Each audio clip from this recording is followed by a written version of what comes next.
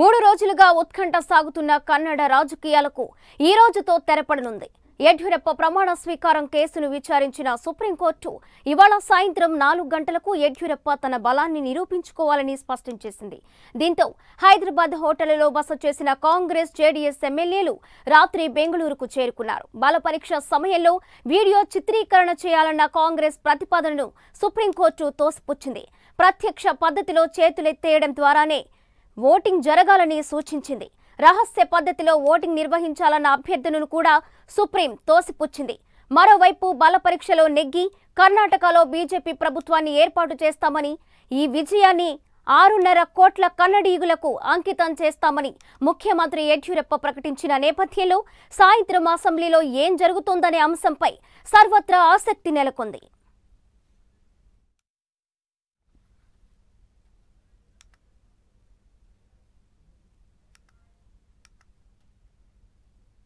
ముఖ్యమంత్రిగా ప్రమాణం చేసిన యడ్యూరప్ప తాను ఎదుర్కోబోతున్న బల పరీక్షపై ధీమా వ్యక్తం చేశారు. సుప్రీంకోర్టు తీర్పుపై తొలిసారిగా స్పందించిన యడ్యూరప్ప తన ప్రభుత్వం ఖచ్చితంగా విశ్వాస పరీక్షలో నెగ్గుతుందని చెప్పారు. బల పరీక్షకు తాము సిద్ధమేనన్నారు. తన ప్రభుత్వాన్ని బలపరిచేందుకు తగిన ఎమ్మెల్యేల బలం ఉందన్నారు. సుప్రీంకోర్టు ఆదేశాలను పాటించి తాము ప్రభుత్వానికి ఆధిక్యత ఉన్నట్లు రుజువు చేసుకుంటామన్నారు.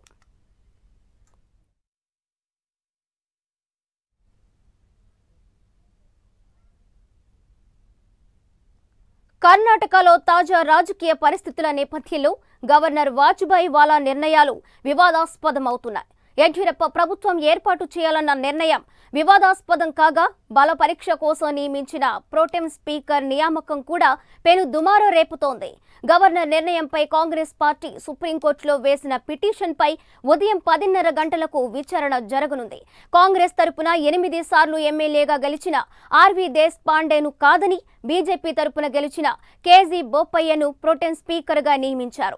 2010లో స్పీకర్గా ఉన్న బోపయ్య అప్పటి ముఖ్యమంత్రి యడ్యూరప్ప బల పరీక్ష ఎదుర్కొంటున్న సమయంలో యడ్యూరప్పకు వ్యతిరేకంగా ఉన్న 16 మంది ఎమ్మెల్యేలపై అనర్హత వేటు వేశారు. స్పీకర్ బోపయ్య నిర్ణయంపై అప్పట్లో సుప్రీంకోర్టు తీవ్ర ఆగ్రహం వ్యక్తం చేసింది. బోపయ్య యడ్యూరప్పకు అత్యంత అనుకూలుడు అనే పేరు కూడా ఉంది. దీంతో గవర్నర్ అధికార దుర్వినియోగానికి పాల్పడుతున్నారని కాంగ్రెస్ పార్టీ విమర్శలు చేస్తోంది.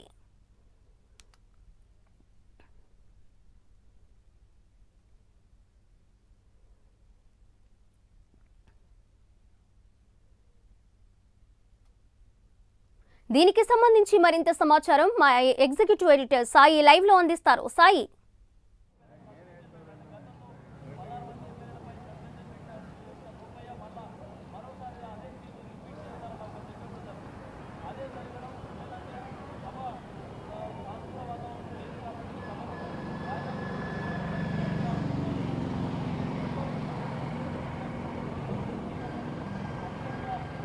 ఓకే.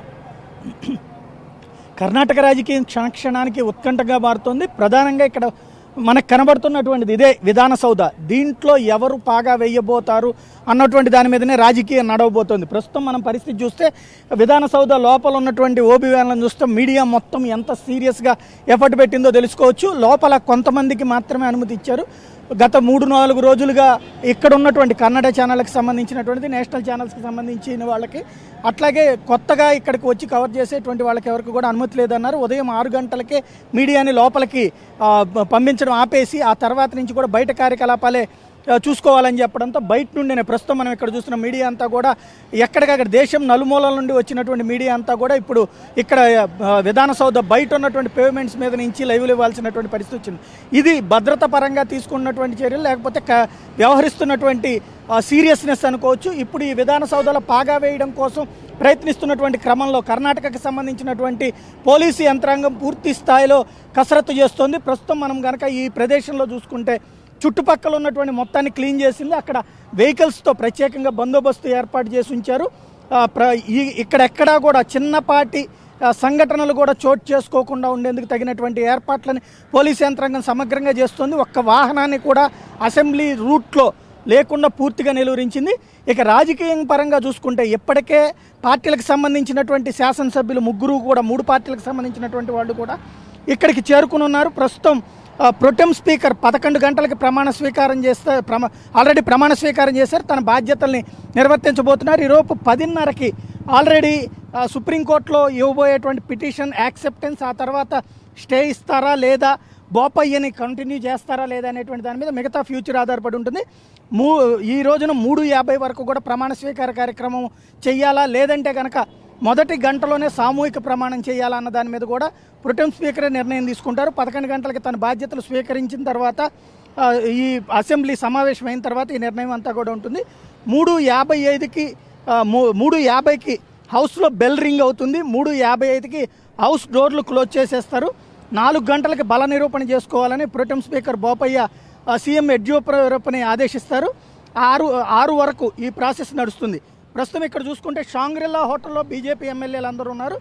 అక్కడ ఇరు పార్టీలకు సంబంధించినటువంటి ఎమ్మెల్యేలేమో, కాంగ్రెస్ పార్టీ జేడీఎస్ ఎమ్మెల్యేలేమో, జేడీఎస్కి సంబంధించిన వాళ్ళందరూ మెరిడియన్ హోటల్లో ఉంటే, ఇందిరానగర్లోని గోల్బ్లింక్ హోటల్లో కాంగ్రెస్ పార్టీకి సంబంధించినటువంటి ఎమ్మెల్యేలు అందరూ ఉన్నారు. 10 గంటలకి బీజేఎల్పీ సమావేశం జరుగుతుంది.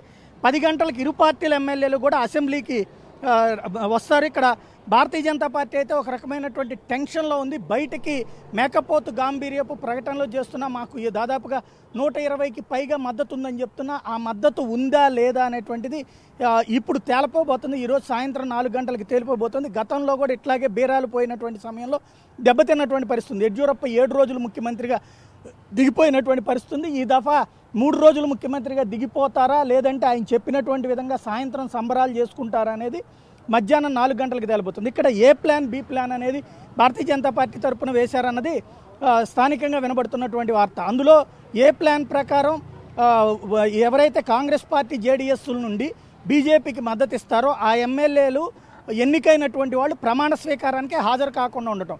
అట్లా హాజరు కాకపోతే వాళ్ళకి ఆ తర్వాత విప్పిచ్చిన ఓటింగ్ సమయంలో విప్పిచ్చినా కూడా చెల్లుబాటు కాదు.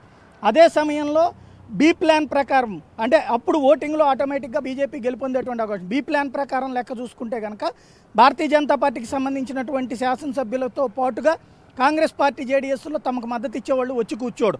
సి ప్లాన్ కూడా ఇక్కడ మెన్షన్ చేయబోతున్నారు.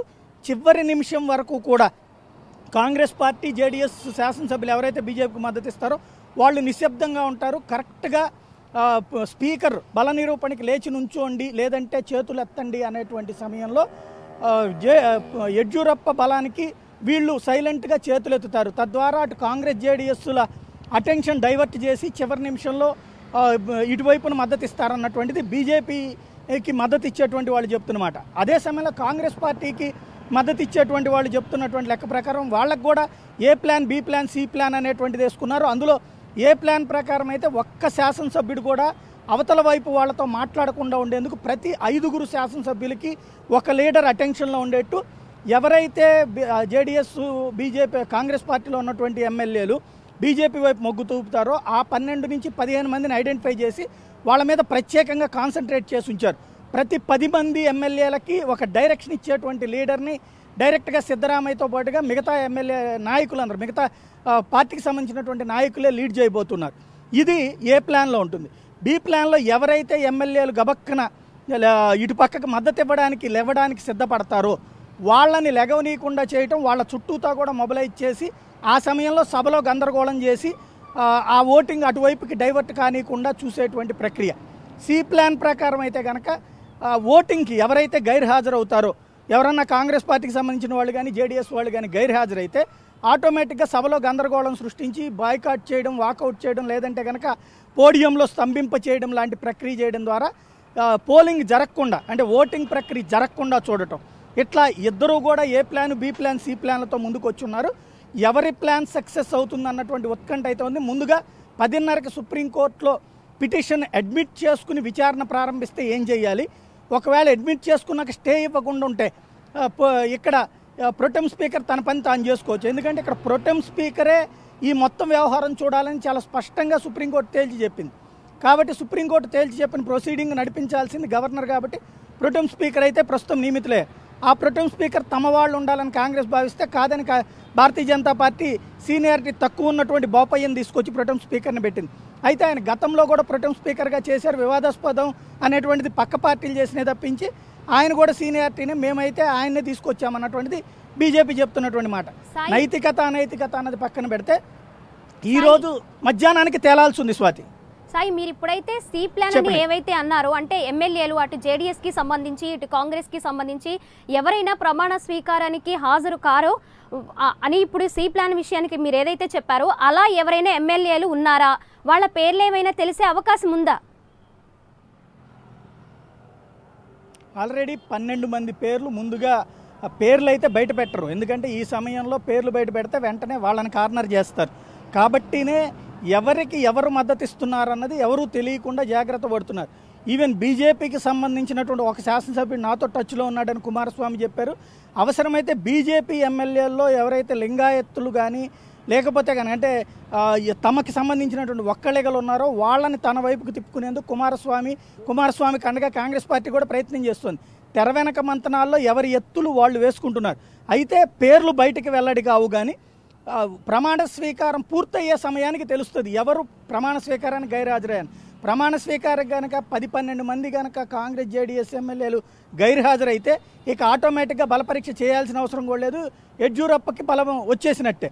కాబట్టి అక్కడతో కాంగ్రెస్ పార్టీ సభని స్తంభింపజేసి ఓటింగ్ని జరగనీయకుండా చేసేటువంటి ప్రయత్నం చేస్తుంది స్వాతి. ఓకే సాయి, అయితే ఇప్పటి వరకు ఈ మినిట్ వరకు వచ్చిన తర్వాత ఇన్ కేస్ ఒకవేళ బల పరీక్ష గనక యడ్యూరప్ప నిరూపించుకోలేకపోతే బీజేపీ దేనికైనా సిద్ధపడుతుందనే రాజకీయ వర్గాల విశ్లేషకులు చెప్తున్న మాట, దానికి ఏమైనా ప్రత్యేక జాగ్రత్తలు తీసుకునే ఛాన్స్ ఉందా? ఇక్కడ బల పరీక్షకి అడ్డుపడుతూ పోడియంలో గనక కాంగ్రెస్ పార్టీ జేడీఎస్ కూర్చుంటే సభా సంప్రదాయం ప్రకారం మూజువాణి ఓటుతో ఆ సమయానికి స్పీకరు అడుగుతారు ఎంతమంది అనేది. మద్దతు ప్రకటించేటువంటి వాళ్ళందరూ లెగిసి నుంచుంటారు. మిగతా వాళ్ళందరూ కూడా కూర్చుని ఉన్నారు కాబట్టి మూజువాణి ఓటు అంటారు. అంటే ఉన్న వాళ్ళల్లో అత్యధికులు మద్దతు ఇచ్చారు అన్నటువంటి కారణంతో ఆటోమేటిక్గా ఎవరైతే ఇప్పుడు ప్రస్తుతం బలం కోరుకున్నారో, బలం నిరూపణ చేసుకోవాలనుకున్నారో ఆయనకు అనుకూలంగా తీర్పిచ్చేటువంటి అవకాశం ఉంటుంది. ఇక్కడ నిజమైనటువంటి లెక్క ఏంటి అని తేల్చి చెప్పుకోవాల్సినటువంటి బాధ్యత కాంగ్రెస్ పార్టీ జేడీఎస్ ఉంటుంది. సభని స్తంభింపజేస్తే కనుక అది ఆటోమేటిక్గా బీజేపీకే ఫెర్చింగ్ అవుతుంది.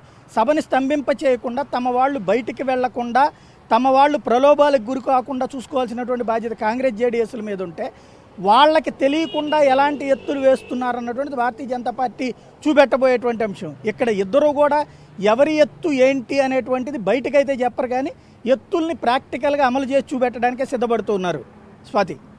సాయి, ఒకవైపు యడ్యూరప్ప బల నిరూపణ విషయంలో చాలా కాన్ఫిడెంట్గానే ఉన్నారు. ఖచ్చితంగా నేను బల నిరూపించుకుంటానని. అంటే ఎవరైనా ఎమ్మెల్యేలు అటు నుంచి ఇటువైపు వచ్చే విషయం ఆల్రెడీ తనకి తెలిసే ఉండొచ్చు కదా, అది ఖచ్చితంగా బల నిరూపణ ఈవినింగ్ 4 లోపు నిరూపించుకునే అవకాశాలు ఉన్నాయా?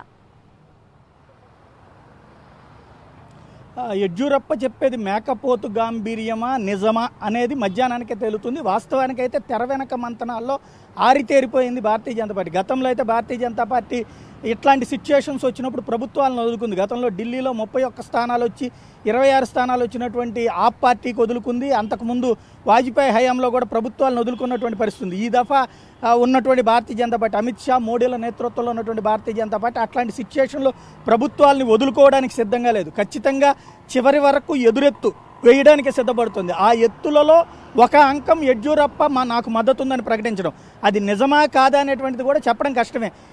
అది మధ్యాహ్నానికే తెలుస్తుంది. గతంలో కూడా 2008వ సంవత్సరంలో ఇట్లాంటి సిచ్యుయేషన్ వచ్చినప్పుడు ముందు యడ్యూరప్ప నాకు బలం ఉందన్నారు, ఆ తర్వాత లేక 7 రోజులకే దిగిపోయారు. ఆ తర్వాత మళ్ళీ చాలా రకాలైనటువంటి ప్రత్యామ్నాయాలు జరిగినాయి. కాబట్టి యడ్యూరప్ప చెప్పింది నిజమని చెప్పలేం, అబద్ధమని చెప్పలేం. భారతీయ జనతా పార్టీ కాన్ఫిడెన్స్తో ఉందని. అదే సమయంలో కాంగ్రెస్ పార్టీ జేడీఎస్ కూడా కాన్ఫిడెన్స్తోనే ఉన్నాయి. మా ఎమ్మెల్యేలు ఒక్కళ్ళు కూడా అవతలకి పోలేదు. ఎట్టి పరిస్థితుల్లో యడ్యూరప్ప ప్రభుత్వాన్ని దించేస్తాం, మేము పవర్లోకి రావడం ఖాయం, మోడీ ప్రభుత్వపు అనైతిక వ్యవహారాల్ని, గవర్నర్ అనైతిక వ్యవహారాల్ని ప్రపంచం ముందు పెడతానని చెప్తున్నది. కాబట్టి ఇద్దరూ కూడా కాన్ఫిడెన్స్గానే బయటకు కనిపిస్తున్నారు. ఇద్దరిలో ఎవరిది మేకపోతు గాంభీర్యం, ఎవరిది రాజకీయ చాణక్యం, ఎవరిది ఎత్తు, ఎవరిది పై ఎత్తు, ఏ ఎత్తు సక్సెస్ అవుతుందనేది సాయంత్రం వరకు కూడా సస్పెన్స్ కొనసాగుతుంది Swathi. Right Sai, thank you.